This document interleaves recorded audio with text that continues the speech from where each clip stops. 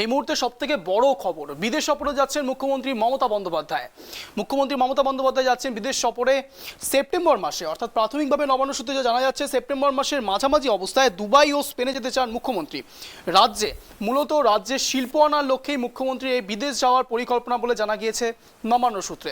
আরও যা জানা গিয়েছে, ইতিমধ্যেই নবান্নের তরফে কেন্দ্রের সংশ্লিষ্ট মন্ত্রকের কাছে অনুমতির জন্য আবেদন করা হয়েছে। অনুমতি মিললে মুখ্যমন্ত্রীর সফরসূচি চূড়ান্ত হবে বলে জানা গিয়েছে। নবান্ন সূত্রে আরও যা জানা যাচ্ছে, বিনিয়োগের লক্ষ্যে প্রথমে দুবাই যেতে পারেন মুখ্যমন্ত্রী। সেখানে 2-3 দিন থাকার সম্ভাবনা রয়েছে তার।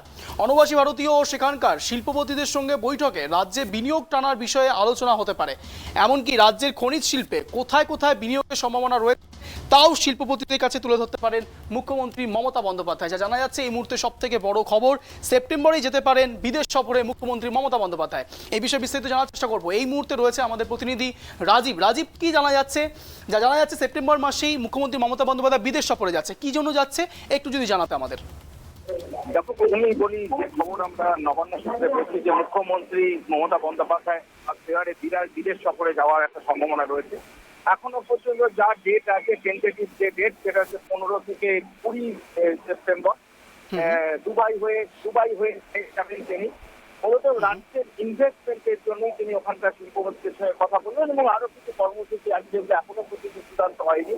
তবে এখন সবটাই কিন্তু প্রাথমিক পর্যায়ে আছে, যেটা আজকে নবান্ন সূত্রে জানা গেছে যে সম্ভাবনা প্রবল মুখ্যমন্ত্রী যাবেন, কারণ ওখানকার একটি শিল্প গোষ্ঠী, বেশ কিছু শিল্প সংগঠন, তারাই মূলত মুখ্যমন্ত্রীকে ইনভাইট করেছেন এবং সেখানে তিনি রাজ্যের যে পরিস্থিতি, যে শিল্প বিনিয়োগের জন্য ডেস্টিনেশন টু বেঙ্গল, সেই বিষয়গুলোই তিনি তুলে ধরবেন, এটাই এখন পর্যন্ত জানা যাচ্ছে। এবং যদিও একটা তারিখ আমরা পেয়েছি আজকে নবান্ন সূত্রে যে 15 থেকে 20 সেপ্টেম্বর, এই টেন্টেটিভ ডেটটাই কিন্তু মুখ্যমন্ত্রী যেতে পারেন।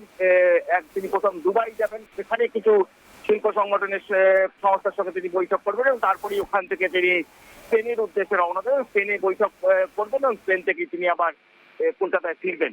এখনো পর্যন্ত চূড়ান্ত সফরসূচি কিন্তু এখনো পর্যন্ত, যেটা আমি বারবার বলছি, যে চূড়ান্ত সফরসূচি কিন্তু এখনো তৈরি হয়নি।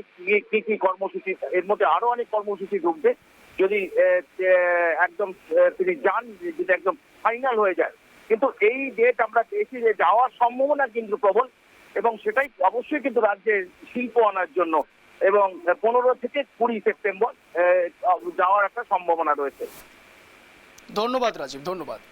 যা জানা যাচ্ছে, প্রতিনিধি যা জানালেন আমাদের, টেন্টেটিভ ডেট হচ্ছে 15 থেকে 20। এই সময়ের মধ্যে সেপ্টেম্বর মাসে মূলত রাজ্যের শিল্পের জন্য, শিল্প আনবার জন্য নতুন এক নয়া পদ্ধতি, নয়া এক পরিকল্পনার মধ্যে দিয়ে যাচ্ছেন মুখ্যমন্ত্রী মমতা বন্দ্যোপাধ্যায়। তিনি যাবেন দুবাই, তারপরে যাবেন স্পেন।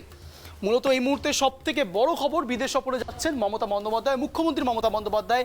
এর রাজ্যে মূলত শিল্পই প্রথম ভিত্তি, শিল্পকে আনার চেষ্টার জন্যই মুখ্যমন্ত্রী মমতা বন্দ্যোপাধ্যায়ের এই প্রক্রিয়া।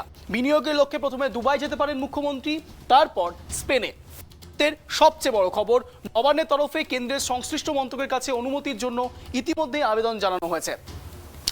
সেপ্টেম্বর মাসের 15 থেকে 20 এই টেন্টেটিভ ডেটের মধ্যে উনি যেতে পারেন। অনুমতি মিললে মুখ্যমন্ত্রীর সফরসূচি চূড়ান্ত হবে। কিন্তু এখনো পর্যন্ত জানা যাচ্ছে মূলত টেন্টেটিভ ডেট 15-20।